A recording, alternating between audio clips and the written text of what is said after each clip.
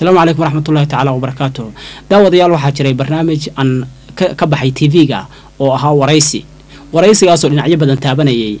waxa ku jiray dilkii Sheekh Cabdulqaadir Nuur Faarax Allah u naxariisto oo lagu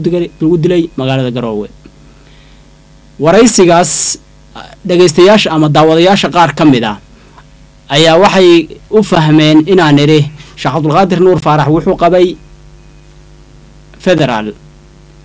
ilaa iyo hadda marka waxaan rabnaa inaan halkan ka cadeyno inaan haynin ama ogeyn wax ku saabsan Sheekh Cabdulqaadir Nuur Faarax iyo inuu qabay federal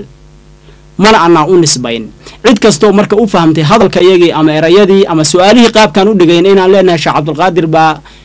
federal qabay waxaan rabnaa inaan u sheegno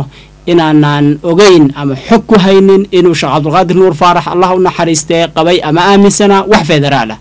waana mahadsantihiin